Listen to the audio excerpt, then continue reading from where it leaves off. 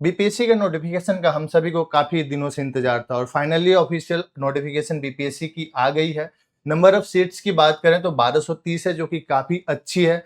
DYSP की भी post है, एसडीएम के भी पोस्ट हैं और साथ साथ बीपीएससी ने कुछ इंपॉर्टेंट चेंज किए हैं, जो कि हो सकता है वन टाइम रजिस्ट्रेशन से रिलेटेड है या फिर ऑप्शन ई से रिलेटेड है। तो चलिए देखते हैं कि ऑफिशियल नोटिफिकेशन क्या कहती है इस बार की बीपीएससी की और कौन कौन सी इंपॉर्टेंट चेंजेस आई हुई है। अगर हम बात करें सीट्स की, जो अनुमंडल पदाधिकारी होती है, जैसे एसडीएम की जो सीट्स होती है काफी अच्छी है, 100 सीट्स आई है इस बार। वैसे ही डीवाईएसपी की भी सीट्स 22 है और साथ में अगर हम बात करें राज्य कर सहायक आयुक्त जो कि रेवेन्यू सर्विस होती है, उसकी भी सीटें 76 है। तो अच्छी पोस्ट है। जो लेवल 9 की है वो काफी अच्छी नंबर्स में है इस बार की। और साथ में जैसे हम बात करते हैं कि बीपीएससी के साथ में है, अब जैसे जो बाल अधिकारी वाला एक एग्जाम होता था वो भी अब बीपीएससी के साथ में ही हो रहा है। बीपीएससी पहले भी लेती थी बट इस सिविल सर्विस के साथ ही हो रहा है। तो यहाँ पे भी नंबर ऑफ सीट्स काफी अच्छी है और वो सीट्स की बात करें तो यहाँ पे 20 सीट्स है और टोटल जो कंबाइन करते हैं, जैसे वित्तीय प्रशासनिक पदाधिकारी की जो पोस्टें हैं, साथ में जो अनुमंडल संरक्षण पदाधिकारी की पोस्टें हैं, तो ये कंबाइन करके 153 सीट्स हैं।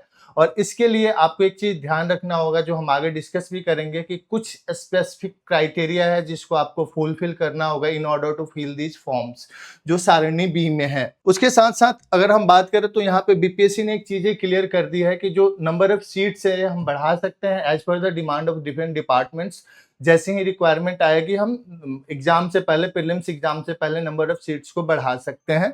उसके साथ साथ अगर बात करें दूसरी इंपॉर्टेंट चीज की, तो वो है बीपीएससी ने ये कहा कि हम नंबर ऑफ जो एग्जाम कंडक्ट करने की बात होती है, तो हम एक पाली से ज्यादा में एग्जाम को कंडक्ट कर सकते हैं। This means you need to be ready कि एग्जाम 2 पाली में भी हो सकती है। साथ में बीपीएससी ने ये भी कहा कि हम एक से अधिक प्रश्न सेट को भी यूज कर सकते हैं। दिस मीन्स कि बाद में जो बवंडर होता है उससे बचने के लिए बीपीएससी ने नोटिफिकेशन में ही सारी चीजों को क्लियर कर दिया है। तो इसका मतलब ये हुआ कि आपको रेडी होना पड़ेगा कि ये एग्जाम एक से ज्यादा पाली में हो सकती है। साथ में नंबर ऑफ सेट्स, जो क्वेश्चन सेट्स होते हैं वो अलग अलग हो सकते हैं। जो मैंने बात किया कि जो स्पेसिफिक रिक्वायरमेंट होती है, फॉर एग्जांपल बाल विकास परियोजना पदाधिकारी के लिए, तो आपको इसमें तो ग्रेजुएशन होना ही चाहिए। साथ में गृह विज्ञान, मनोविज्ञान, समाज शास्त्र एवं श्रम एवं समाज कल्याण, इसकी ये जो 4 सब्जेक्ट्स हैं, इसमें से किसी एक सब्जेक्ट को एज ए ऑप्शनल ऑप्ट करना होगा। उसके साथ ही जो वित्तीय प्रशासनिक पदाधिकारियों समकक्ष की बात करें तो इसमें आपका जो इम्पोर्टेंट, जो नेसेसरी रिक्वायरमेंट है वो है वाणिज्य, अर्थशास्त्र, गणित या संख्याकी की किसी एक विषय में स्नातक डिग्री प्राप्त होना अनिवार्य है। दिस मीन्स कि you need to have one of these subjects during your graduation. उसके साथ साथ अनुमंडल संरक्षण पदाधिकारी में भी ये जो 2 सब्जेक्ट्स हैं ये आपके होने चाहिए। आपको इस मुख्य परीक्षा में एज ए ऑप्शनल सिलेक्ट करना होगा। दूसरी सबसे इंपॉर्टेंट बात ये होती है कि बहुत सारे बच्चे बाहर से भी इस एग्जाम को अपीयर करने के लिए आते हैं और उनके मन में ये डाउट रहता है कि क्या हमें आरक्षण मिलेगा। फॉर एग्जाम्पल, अगर मैं यूपी का हूँ, बीपीएससी का एग्जाम दे रहा हूँ, अगर मेरी कैटेगरी है यूपी में एससी या ओबीसी, तो क्या मैं बिहार में भी उसी कैटेगरी में कंसिडर किया जाऊंगा? तो ऐसा नहीं होने वाला है और ऐसा नहीं होता है।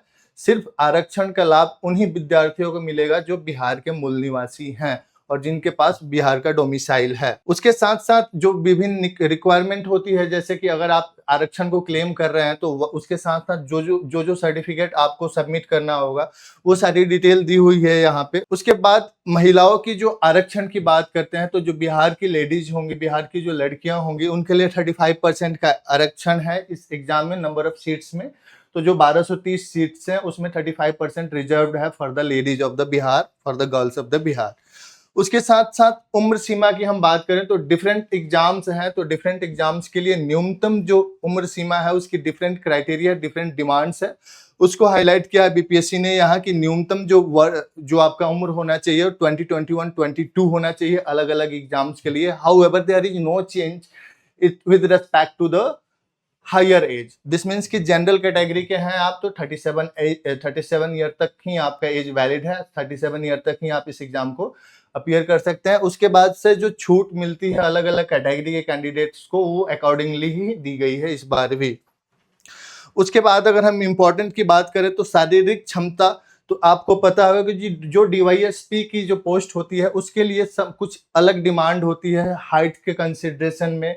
तो उसको फुलफिल करने के लिए इन्होंने दे रखी है, परिशिष्ट कम में दिया हुआ है कि क्या स्पेशल रिक्वायरमेंट है उसके लिए।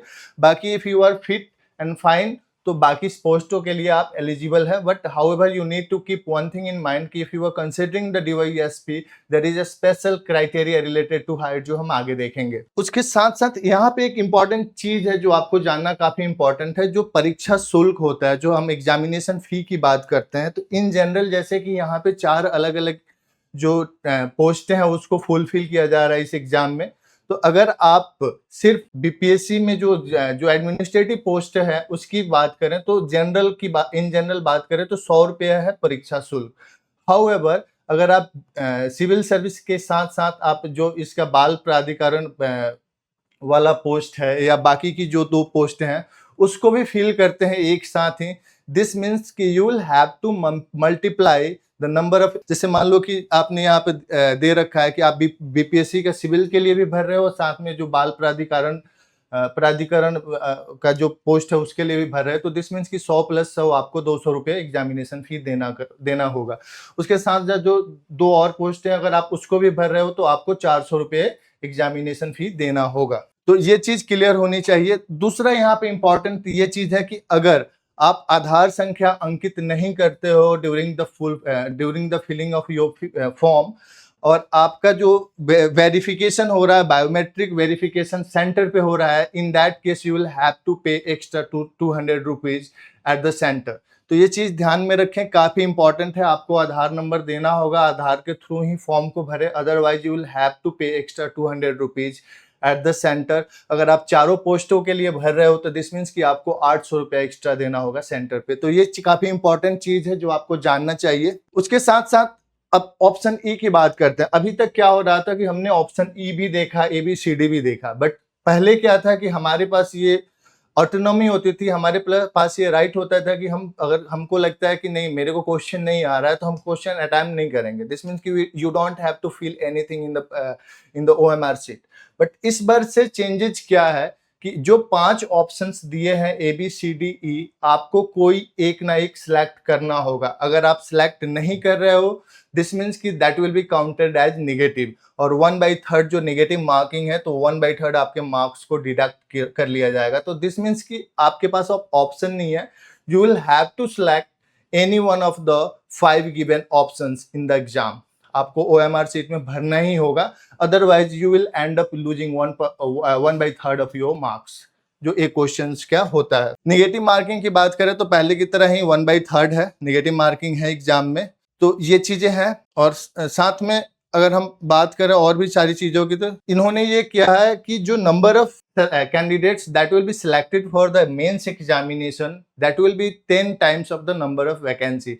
अगर 1230 वैकेंसी है तो आप ये मान के चलो कि 12,300 लोगों को मेंस के लिए सिलेक्ट किया जाएगा। इन्होंने ऑलरेडी नोटिफिकेशन में ही यहाँ पे 10 गुनी होगी ये चीज को हाईलाइट कर दिया है।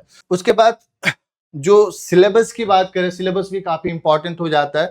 तो यहाँ पे इन्होंने हाईलाइट किया है कि जो सिलेबस होगा आपका एग्जाम का उसमें होगा सामान्य विज्ञान, राष्ट्रीय और अंतर्राष्ट्रीय महत्व समसामयिक घटनाएं, भारत का इतिहास तथा बिहार के इतिहास की प्रमुख विशेषताएं, सामान्य भूगोल, बिहार के प्रमुख भौगोलिक प्रभाव तथा यहाँ के महत्वपूर्ण नदियां, भारत की राज्य व्यवस्था और आर्थिक व्यवस्था, आजादी के पश्चात बिहार की अर्थव्यवस्था के प्रमुख परिवर्तन।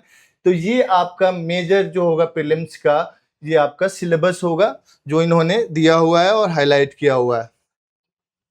हम मुख्य परीक्षा की बात करें जो कि भाग 2 में सेकंड पार्ट में होता है एग्जामिनेशन की, तो यहाँ पे जो नंबर ऑफ पेपर्स होते हैं, अलग अलग एग्जाम्स हैं इसमें, तो अलग अलग का क्या क्राइटेरिया है, कहाँ से मार्क्स कैलकुलेट मार्क्स को ऐड किया जाएगा फाइनल मेरिट के लिए, और कहाँ पे सिर्फ क्वालिफाइंग है, ये चीज़ों को हाईलाइट किया है। फॉर एग्जांपल अगर हम बात करें 72वीं संयुक्त परीक्षा पर, इसमें क्या है कि टोटल नंबर ऑफ सामान्य हिंदी है पेपर 1, 2 सामान्य अध्ययन प्रश्न पत्र है, सामान्य अध्ययन द्वितीय प्रश्न पत्र है, साथ में निबंध है।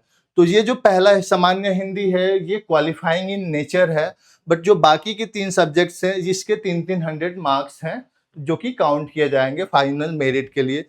ऑन द सेम वे वैकल्पिक विषय जो ऑप्शनल सब्जेक्ट है वो भी क्वालिफाइंग ही है 72nd BPSC के लिए। आगे अगर हम बात करें तो जो बाल विकास परियोजना पदाधिकारी के लिए है, इसमें भी आपको पेपर 1, पेपर 2, पेपर 3 है और पेपर 1 इसमें भी क्वालिफाइंग है और पेपर 2, पेपर 3 का मार्क्स ऐड किया जाएगा। उस वैसे ही यहाँ पे वैकल्पिक विषय है, इसका मार्क्स आपको ऐड किया जाता है, क्वालिफाइंग नहीं है। वैसे ही वित्तीय प्रशासनिक पदाधिकारी का भी आपको यहाँ पे डिटेल दिया हुआ है, साथ में अनुमंडल संरक्षण पदाधिकारी का भी डिटेल सारी दी हुई है।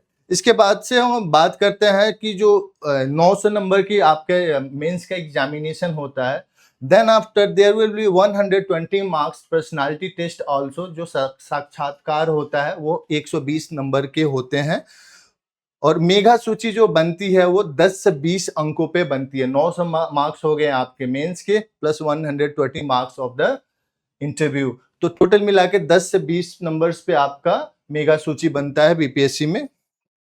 उसके बाद से यहाँ पे जो इंपॉर्टेंट चीजें हैं वो ये है, ऑनलाइन आवेदन भरने के संबंधित तथा विस्तृत निर्देशक ये है।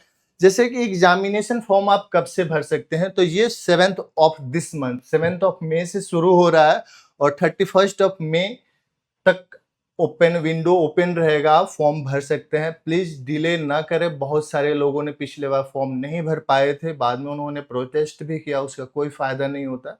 तो जो अभी टाइम आपको दिया हुआ है, you will have approx 1 month to fill the form, तो ड्यूरिंग दिस टाइम आप इस फॉर्म को भर लें, वेट ना करें, क्योंकि बाद में बहुत सारी इशूज आती है, पेमेंट्स रिलेटेड बहुत सारी चीजें होती है, टेक्निकल इशू आ सकता है। तो इन सारी चीजों को ध्यान में रखते हुए it will be better for you to fill the form as early as possible. Form भरने के लिए आपको www.bpsc.bihar.government.in पे जाना होगा, वहां से आप फॉर्म भर सकते हैं। एक इंपॉर्टेंट यहाँ पे चेंज रिलेटेड टू है वन टाइम रजिस्ट्रेशन OTR, जैसे कि यूपीएससी में और बाकी स्टेट पीसीएस में OTR भराया जा रहा है, on the same line BPSC is also asking you to fill the OTR for the BPSC examination. अब क्या होगा, एक बार आप OTR भर दे रहे हो तो जो कुछ भी एग्जाम बीपीएससी कंडक्ट कर रही है, तो वो जो हैक्टिक प्रोसेस होता है, सारी चीजें, सारी डिटेल्स का, वो नहीं भरना होगा। आप OTR के थ्रू ही अपनी सारी डिटेल्स को वहां पे फील कर सकते हो और अपकमिंग एग्जाम्स में इसके फायदे भी बहुत सारे हैं।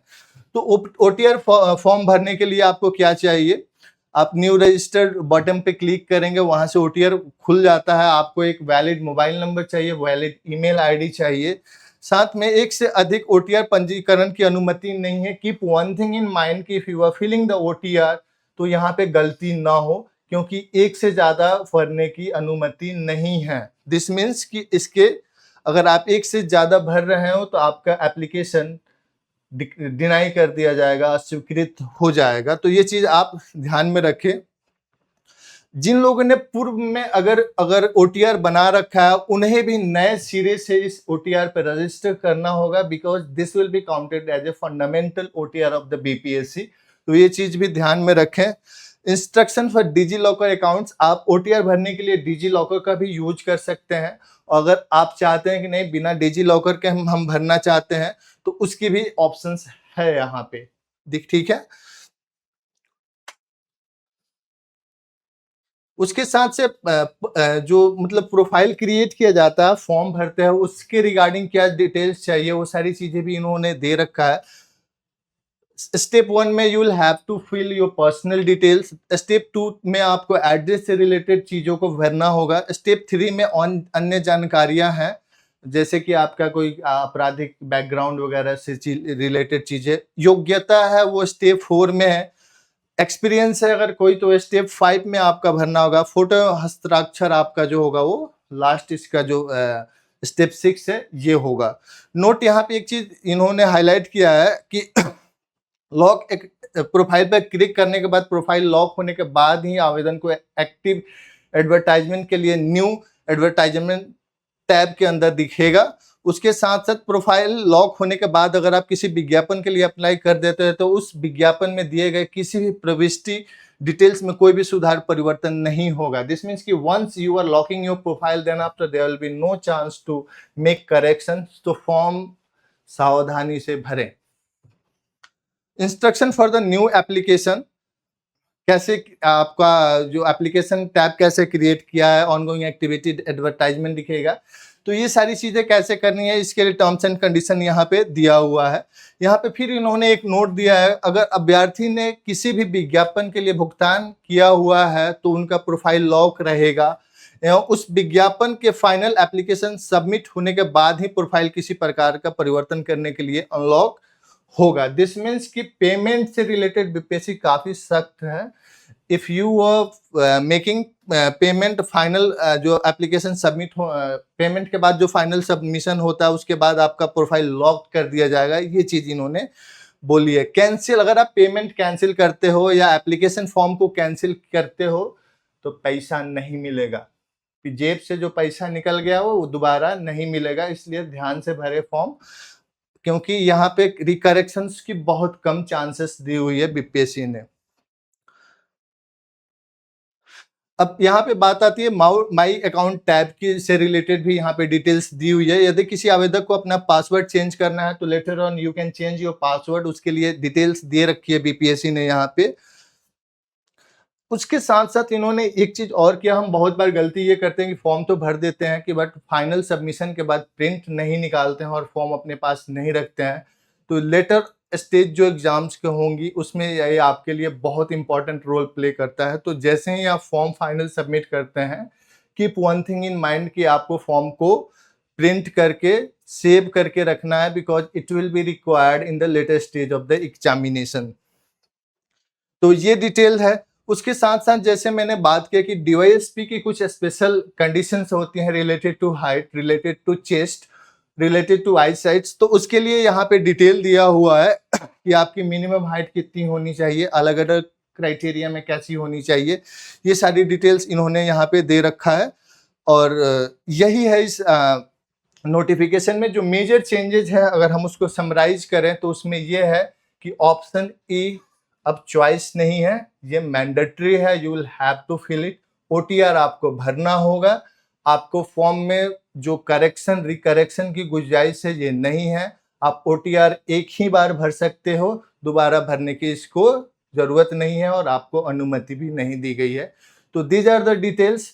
अगर आप प्रिपेयर कर रहे हैं बीपीएससी के लिए, 72nd बीपीएससी के लिए, तो द ब्रिलियंट बिहार पे फ्री ऑफ कॉस्ट जो प्रीलिम्स का बैच है वो ऑनगोइंग है। आप द ब्रिलियंट बिहार के ऑफिशियल वेबसाइट पे जाए, वहाँ पे जाके आप अपना रजिस्ट्रेशन कर सकते हैं और इस फ्री बैच में आप सारी बेनिफिट्स को उठा सकते हैं, जिसमें आपको क्लास नोट्स, क्लास टेस्ट और क्वालिफाइड टीचर्स के थ्रू आपकी टीचिंग भी हो रही है।